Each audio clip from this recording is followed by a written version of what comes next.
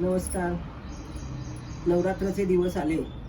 आपण ज्यावेळेला रोज घरी पण पूजा करतो त्यावेळेला सर्व मंगल मांगल्ये शिवे सर्वार्थ साधिके शरण्ये त्र्यंबके गौरी नारायणी नमस्तुते असं म्हणून आपण प्रार्थना पण करत असतोच.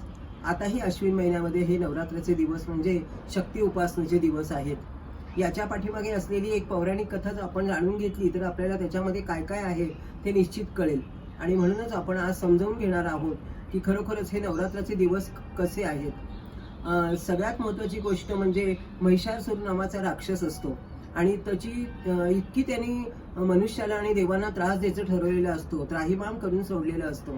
त्यावेळेला देवसुद्धा थकले आणि म्हणून त्यांनी ब्रह्मा विष्णू महेश यांच्या पुण्यकोपातून एक दैवी शक्ती निर्माण केली.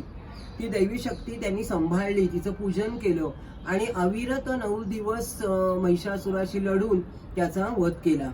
म्हणून ती जी शक्ती आहे तीच आदिमशक्ती, तीच दैवी शक्ती होय. म्हणून तिचं पूजन करून तिच्याकडे शक्ती मागायची. आपल्या लक्षात येईल की ज्या वेळेला महाभारत आपण जर बघितलं वाचलं तर आपल्या लक्षात येईल की व्यासांनी महाभारताच्या पानापानावरती शौर्य पूजा, बल उपासना आणि शक्ती उपासना यांचं महत्त्व समजून सांगितलेलं आहे. आणि म्हणून लक्षात येईल आपल्याला की हिचं किती महत्त्व आहे की पांडवांना सुद्धा दैवी शक्तीची उपासना करण्याकरता, दिव्य अस्त्र निर्माण करण्याकरता व्यासांनी सूचना दिल्या होत्या.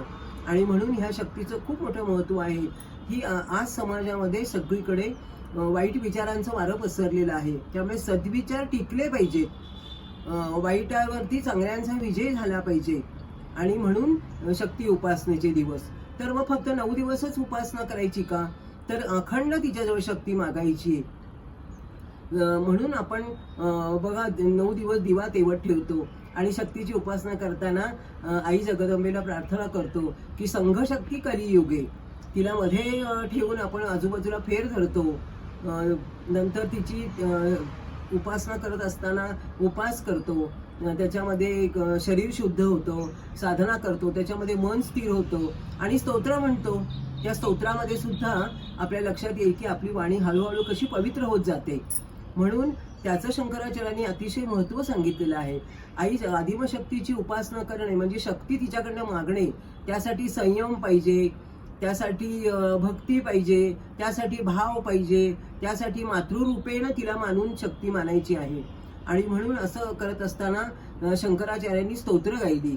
शंकराचार्यांनी सांगितलं की कुपुत्रो जायेत क्वचिद पिकुमाता न भवती, असं म्हणून त्यांनी सांगितलं की आई ही नेहमी आपल्यावरती मुलाकडे आपल्याला काहीतरी देतच असते, आपल्या मुलासाठी काहीतरी करतच असते. म्हणून आईला शक्ती मागायची. आणि अशा वेळेला ज्या वेळेला शक्ती मागतो त्यावेळेला मग तिने सुद्धा वेगवेगळी रूपं घेतलेली आहेत, वेगवेगळी नावं आहेत तिची आणि वेगवेगळ्या गोष्टींनी तिने आपल्याला समजून सांगितलेलं आहे.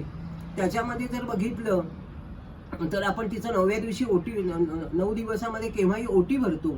ओटी भरण्यामध्ये सुद्धा हेच अर्थ आहे की जी जगदंबा आहे ती निर्गुण रूपात असून तिला सगुण रूपात बोलवायची, मातृरूपेण म्हणून आध्यात्मिक दृष्टीने तिची ओटी भरायची. हा किती सुंदर विचार आहे. आणि म्हणून त्या दिवशी एक सद्विचारांचा विजय होतो.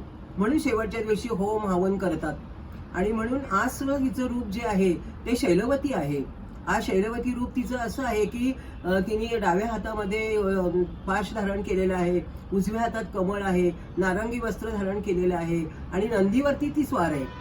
आता आज पण ती असं सांगते आपल्याला की मनामधली तिचं कन्या रूप आहे आणि मनामध्ये अस्थिरता नको, मन हे स्थिर व्हायला पाहिजे. मनामध्ये आजच्या तरुण मुलींना चांगला सुयोग्य पती मिळावा यासाठी त्यांनी ती प्रार्थना करावी. आणि हे रूप त्यांच्यासाठीच आहे. ज्या वेळेला आपलं मन इकडे तिकडे भटकत असतं त्यावेळेला ते एका ठिकाणी स्थिर व्हावं. कोणत्याही गोष्टीमध्ये मन स्थिर झालेलं तिला मागणी करायची आणि तिची उपासना करून तिला मातृरूपे मानून तिला आपण भजायचं आहे आणि तिचे गुण आपल्यामध्ये येतील म्हणून तिचं गुणगान गायचं आहे.